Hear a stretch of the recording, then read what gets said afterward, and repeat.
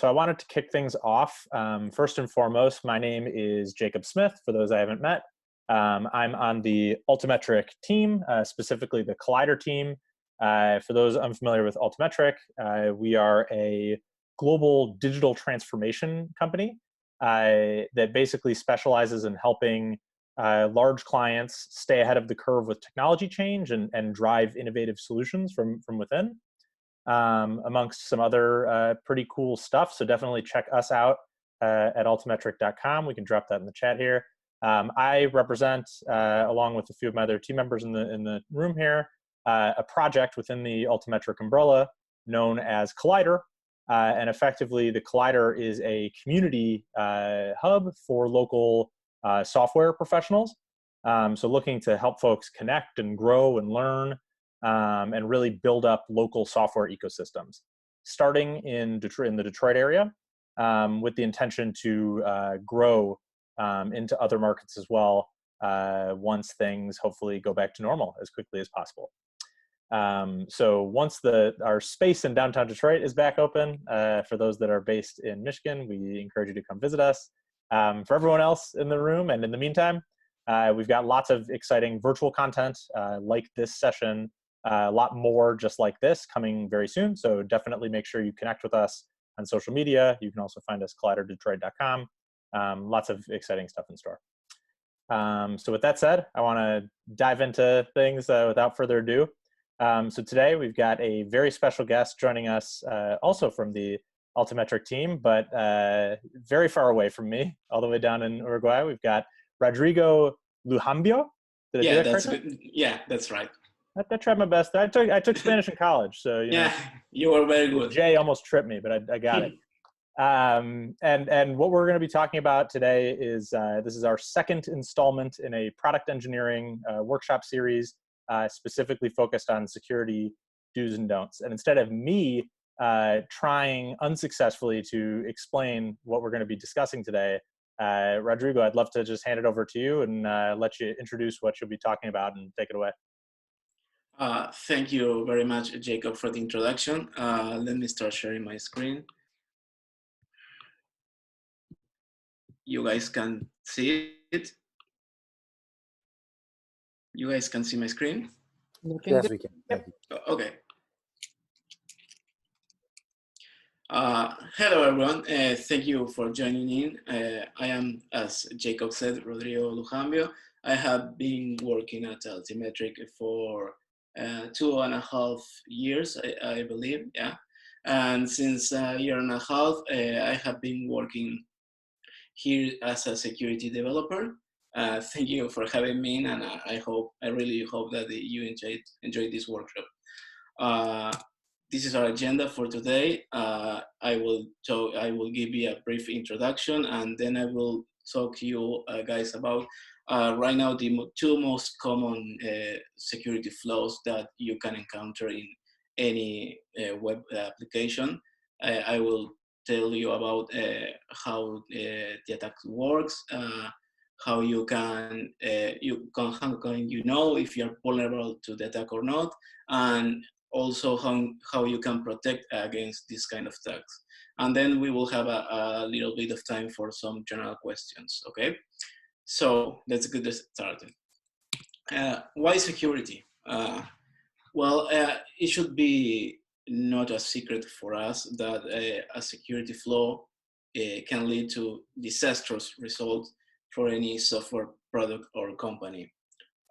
Sadly, more often than not, the security aspect of a software feature is one of the last things to be revised, if we are even that lucky. Sometimes it's not revised at all.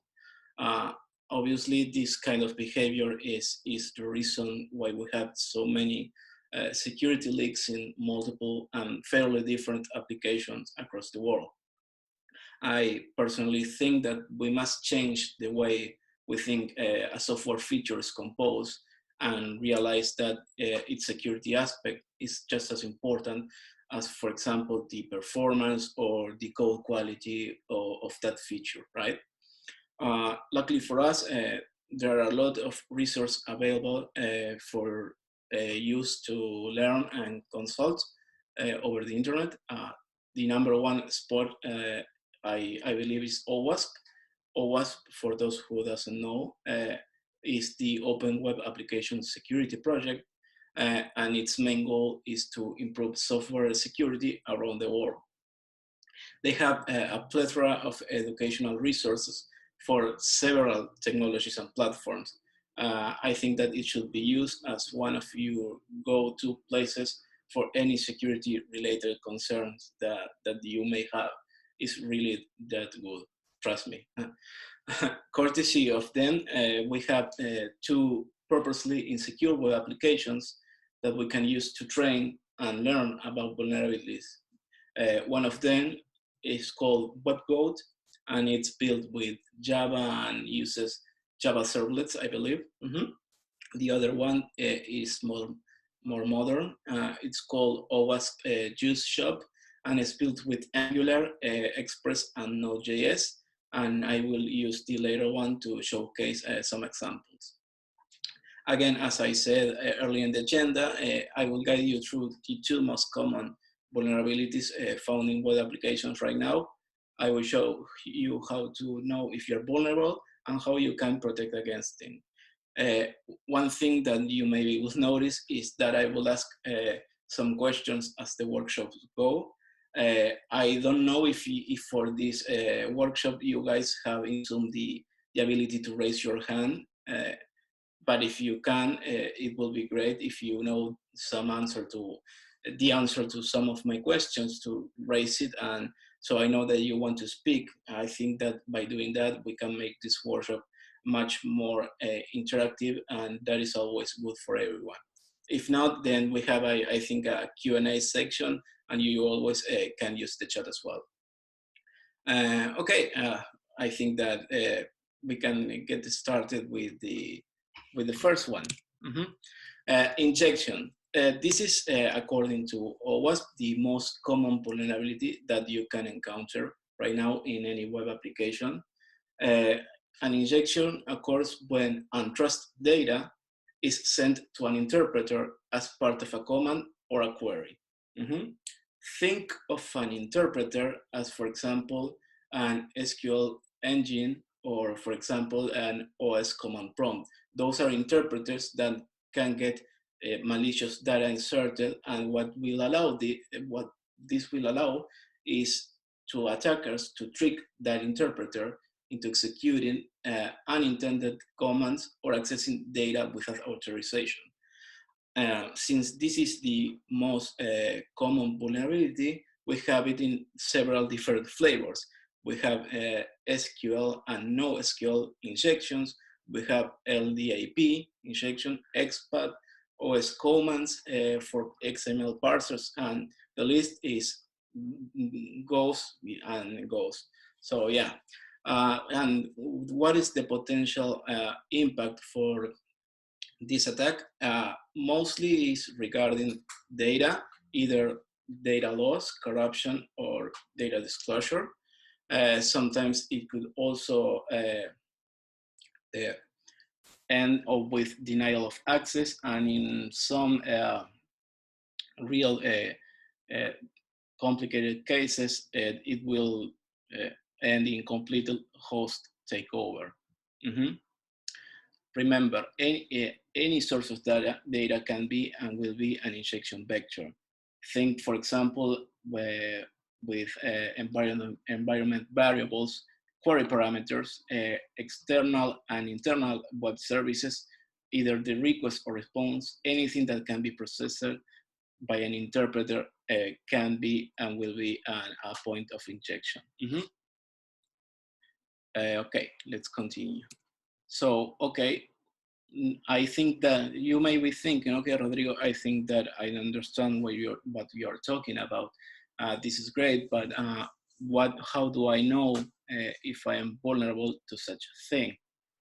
Okay, the main thing that you have to remember is that if your app uses any unvalidated, unfiltered, or unsanitized user supply data, you are vulnerable. This is the bedrock of the injection attack.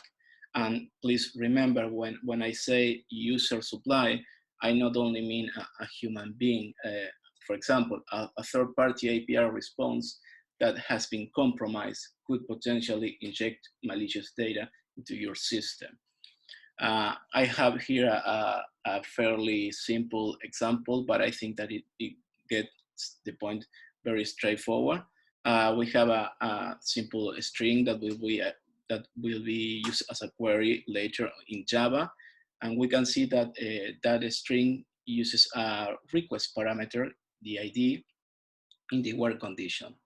That parameter that we have there is untrusted data. It doesn't matter if it comes through an API that I develop or my friend or even Google. You have to work always assuming that anything that enters your app could have been compromised. Therefore, we should validate the ID first. Since here we are not doing it, an attacker could modify the ID parameter sent to the browser as you can see on the next image. In that URL, the attacker can modify the ID to put something like you see over there, a single quotation mark or 1 = 1 in strings, and then the query will become the thing that you see in the last image. And therefore, you have been injected. Now, I don't know, guys, if you know why this query works. I don't know if I can. If you guys know, please write the answer or in the chat. I see that I have a message. So if we cannot do the question and answer thing, I think that I will respond. Sorry. Okay, this works because the where condition, the where clause, sorry, is just the evaluation of a Boolean condition, returning all the table rows that fulfill said condition. In our example, we have an OR operator, which means that whenever any of the inputs for the OR is true, the operator will become true as well. And we have on the right part of the operator, we have 1 = 1 on the strings, and that condition will always be true. So in the end, that OR will be always true as well. Therefore, the query will return all the table rows that we have, because for any given row, the where condition will be true. Is that clear, or do you guys have any question regarding this? Let me see the chat. Okay, there we go. Yeah, it is always true. That's right, Tabari. Okay, let me show you some other example that it will showcase how the attack works. Let me see. I had to stop this for a minute. There we go. You guys can see my application right now? Yeah. Okay, so this is the always used job that I mentioned at the start of the workshop. Again, it is an intentional insecure web application built with Angular, Express, and Node.js. It allows you guys to learn about the most common security flaws out there. It has lessons, challenges, capture the flag modes, and a lot of more things. So if you are interested, I recommend you guys to give it a try after the workshop. It's pretty cool. But for now, what we are going to try to do right now is to log in as an admin in this platform by injecting malicious code through an SQL injection attack. So you may be wondering what we are going to do first. Personally, what I like to do first is what I call an scouting attack. What do I mean by that? Well, in order for us to do an injection attack, we must first know if there is any entry point in the application that is susceptible to be injected. And since we want to log in as an admin, I think that it will be good for us to go into the login feature. So there we go.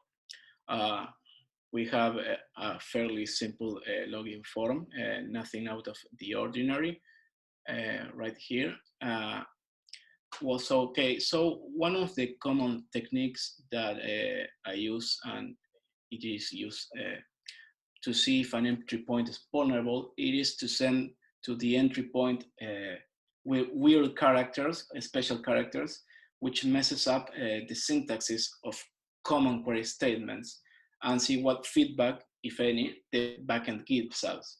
So what I'm going to do right now is to put a single quotation mark in the, sorry, I have the Spanish keyboard. There we go.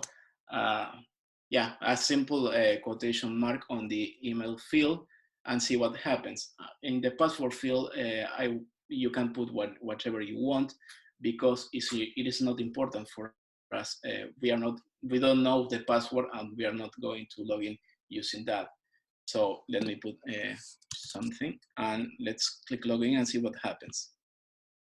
As you can see, we get a reply, and since this is a very poorly developed app, you can actually see another security flaw in this exercise, poorly exception handling logic.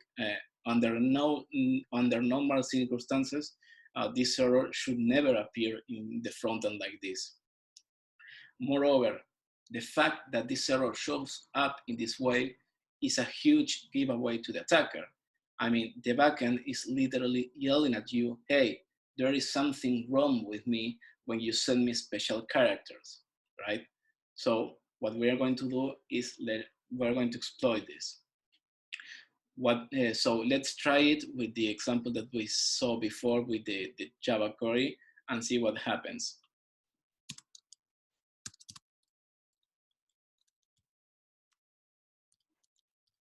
Let's click login again. Okay, we have the same error, but we didn't get to log in as an admin. So what else we can do? Okay, since this error that we are getting is a common JavaScript error, what we can do is open the developer console and see what kind of information are we getting.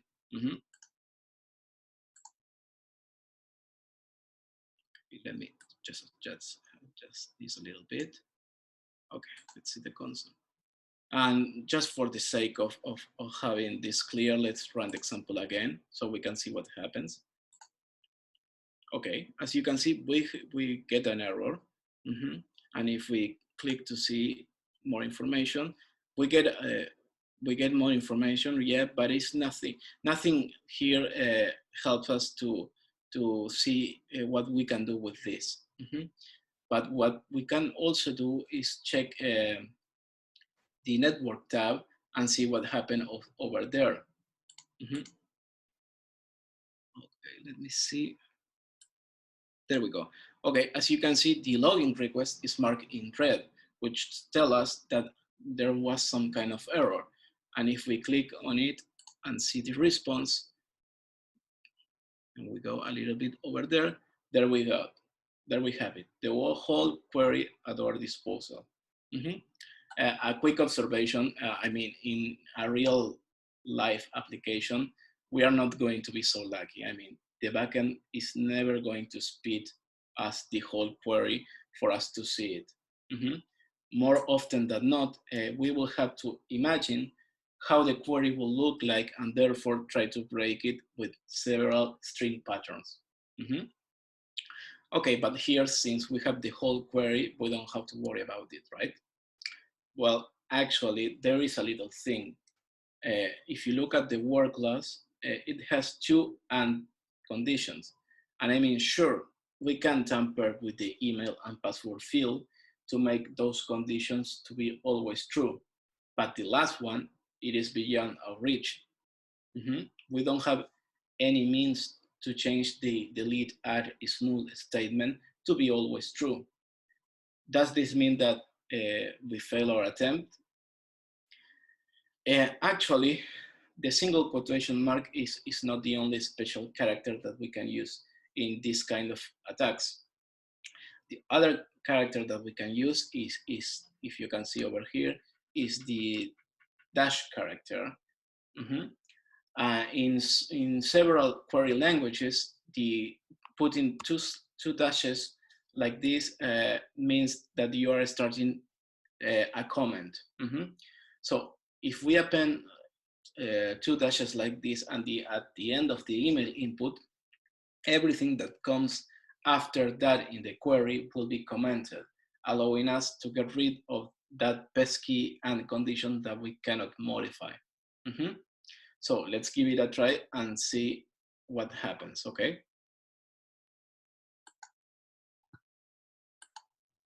There we go. We successfully logged in as an admin without knowing the password. The injection therefore was successful. One thing to notice here is that any given value that evaluates to truth on the right side of the OR operator will do. Not only the one that I used that I believe it was 1 = 1. If instead of that you just put or true, for example, and then the double dash, it will work as well. One thing that I wanted to ask you guys, but you can write it on the chat as well, is why did I ended up logged in as an admin? I mean, don't get me wrong, that was our goal, but nowhere in the attack execution, I established that I wanted to log in as an admin. So how come I managed to do that? Do you guys know?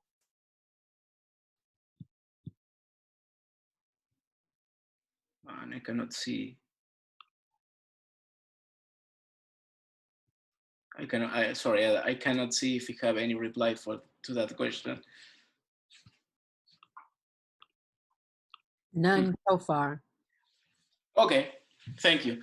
Well, the thing is, you have to remember, guys, that since our work condition is always true, all the rows from the user table are retrieved, and whose data is usually stored in the first row of the user's table?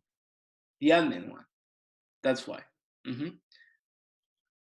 Okay, if there are no questions regarding this exercise, I think that we can move on to how we can protect against this attack. And since I cannot see for some reason the chat, if you guys can tell me, that will be great. Thank you. We'll keep helping you out, don't worry. Okay, thank you. Okay, so now that, let me present again, sorry. Okay, now that we know how the attack works and have seen it, what can we do to protect ourselves? There are a lot of things that we can do, thankfully. One of the things that we can do, and it is the preferred option, is to use a platform-specific safe API. Those APIs avoid the use of the interpreter entirely or provide us with a parameter-side interface. Another thing that we can use is an already well-established and secure object relational mapping tool, an ORM.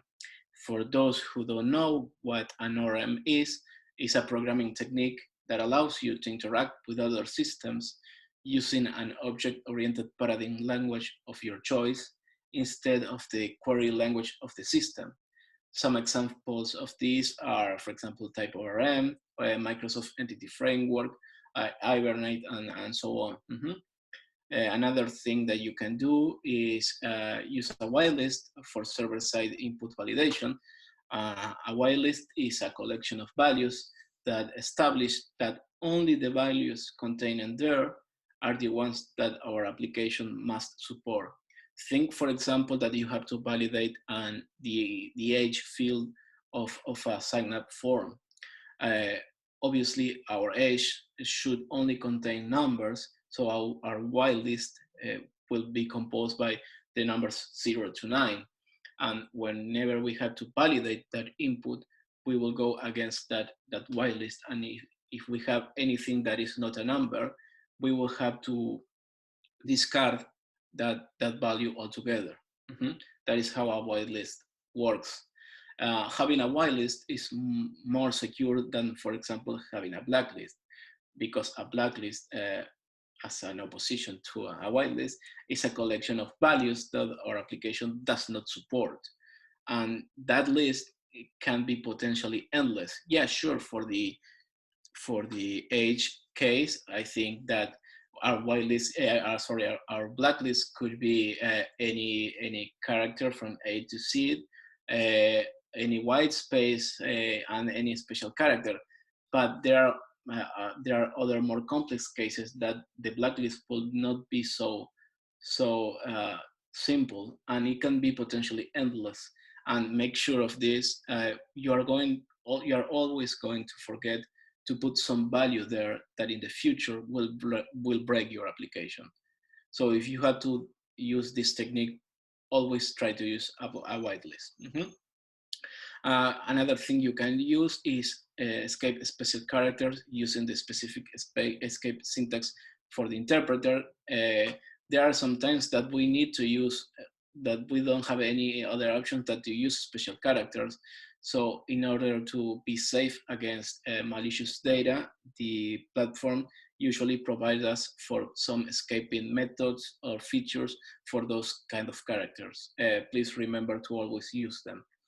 And if the worst situation arises, please remember to always use limit and other SQL controls with inquiries to prevent mass disclosures of records. I mean, if you get attacked, it's usually better to disclose just one record than the whole database, right? And yeah, that is pretty much the injection attack in a nutshell. I don't know if you guys have any questions. Otherwise, we can move on.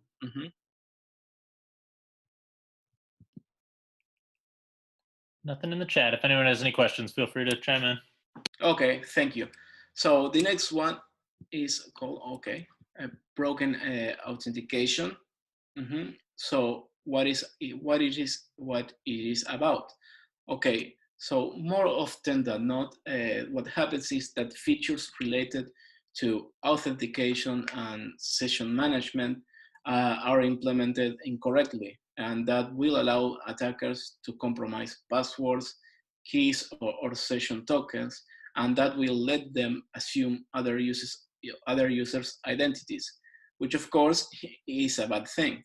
And now, I'm sorry if this shocks you, but I have to say it, we already are at a disadvantage here. Why? Because from the start, from the get-go, the attackers have access to hundreds of millions of valid usernames and password combinations for manual or automated attacks. That is a fact. We cannot do anything about that. So we have to be very cautious and do everything in our power to minimize the risk of exposure in order for us to level the playing field.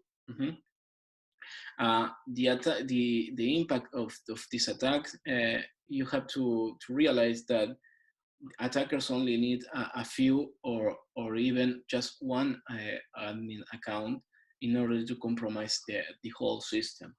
It's that powerful.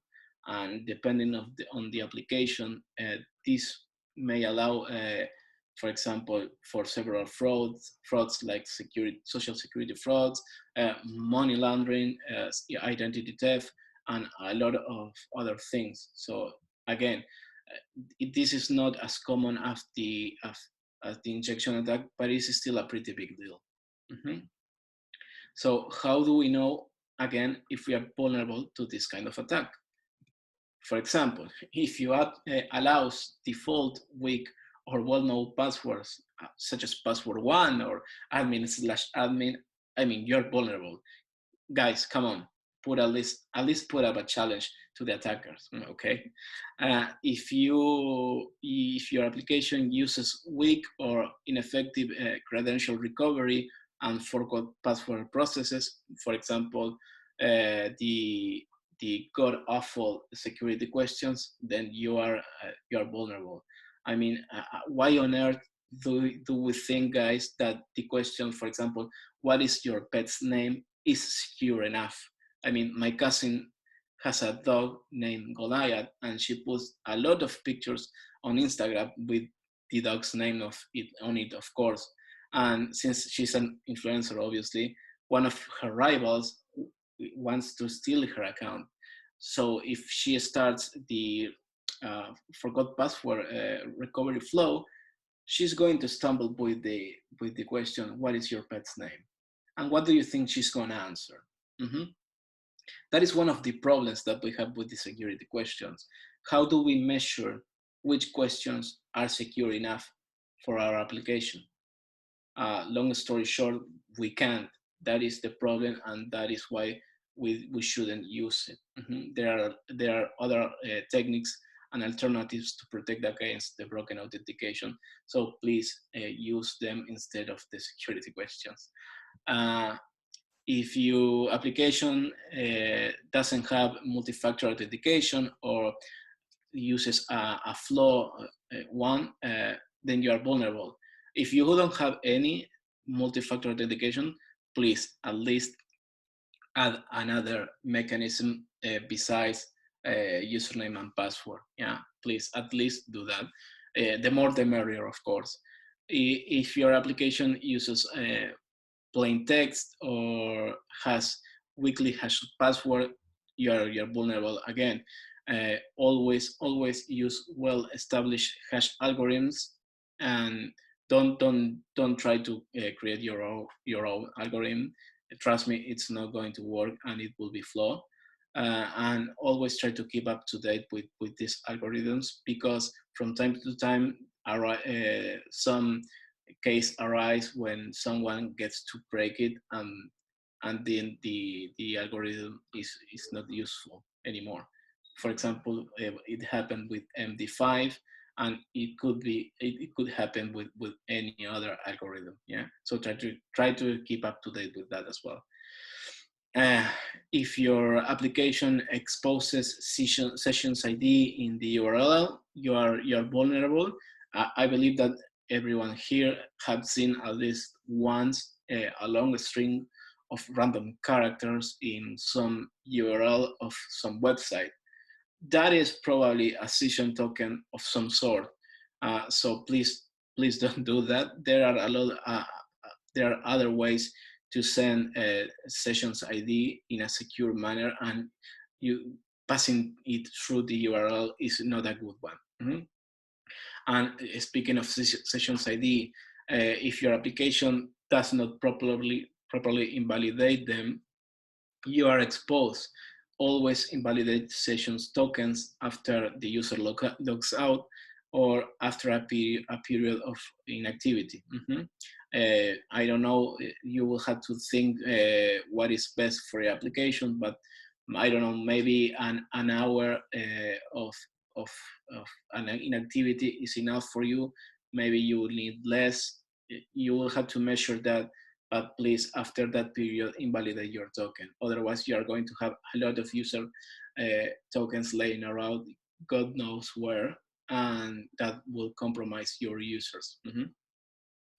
And if your application allows you for brute force attacks or automated attacks, you are exposed as well.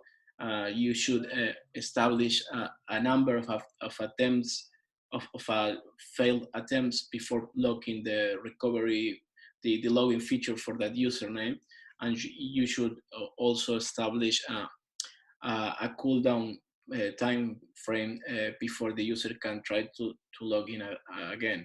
Uh, Again, for your application, you will have to test it out. Sometimes an hour of cooldown is okay for many apps.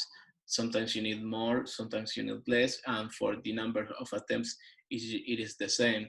You can have 5 attempts and then block the account, or maybe less. It's just a matter of what your application needs. I wanted to showcase another example in the OWASP juice shop, but for this flow, actually the exercise is pretty simple. The idea is to log in again as an admin, but using the email and password. And the thing is that for this exercise, the admin has a password that is very weak because he didn't implement proper security controls over that value. So if you guys want to try it yourself after this workshop, I can tell you that the password is a combination of numbers and a very common word. The word is a very small one. It doesn't have any uppercase letter. And yeah, you can go over there. I mean, I can show you, but it will be just me putting the password because I already know it. So I don't think that it adds any value to this keynote. Sorry about that. Okay. So how can we prevent this kind of attack? Some of the points that I have here, I have already talked about it, but it is important to go over them again. Always implement multi-factor authentication to prevent automated attack, at least have to factor. Obviously, you don't have to implement them. Use well-established and tested mechanism, please. You have to do what the admin didn't do in the exercise on the OWASP shoes shop for this flow. You will please implement weak passwords checks, such as testing new or changed password against the list of the top 10,000 worst passwords. Yes, this site is a thing, it exists, and I will recommend you guys that after this workshop, go over there and check if any of your passwords is there. And if it is, please protect yourself and change it. Another thing that you have to do and you can do to protect against the broken authentication is to establish proper password length, complexity, and rotation policies. Regarding complexity, right now the standard is obviously having a number, at least one number, at least one uppercase letter, at least one special character, and then whatever you may want. But there are several password protection standards which you can follow and adjust according to what your application needs. Another thing that I already mentioned, but that you can do is limit or increasingly delay failed login attempts, and please log all failures and alert administrators when attacks are detected. I cannot stress this last point enough. Proper logging could be the difference between a successful attack or a failed one. Trust the logs, that they never lie. And you can also use a server-side secure built-in session manager that generates a new random session ID with high entropy after login. And for those who don't know, a system has high entropy if given two inputs that have only a small difference between them. When going through that system, the outputs produced are entirely different. And yeah, that is for broken authentication. One thing that I want to mention is please know that everything that I touch in this workshop is very, very superficial and can and must be deep and true. Every platform has its tools, libraries, and frameworks to protect against all these common vulnerabilities. The vulnerabilities never change. They are the same. They are the same no matter the platform or technology that you are working with. What it changes are the tools that you have at your disposal. So you as a developer must look up on how to implement the safeguards in a proper manner, okay? And yeah, I don't know if there is any question in general. Oh, okay. Obviously, the reference for this workshop is OWASP. Again, go over there if you have any security concern. It has a lot of material, a lot of technique and things that you can learn of. So yeah, now do we have any questions? Rodrigo, Elizabeth was wondering if the slides will be posted after. Yeah, I mean, I don't know what did you do with the first lesson, but I don't have any problem with that. Great. Mm-hmm. So, Elizabeth, we can post the slides, and also a video recording of this session will be provided as well. Mm-hmm. Oh, okay, guys, if there is no question, thank you for everything. And please stay safe, human and code-wise, please. Mm-hmm. Yeah. And then just to wrap it up, thank you so much, Rodrigo. I suppose we can kind of clap it up in our respective locations there. Yeah, I mean, That was fantastic. it's what it is. Thank you.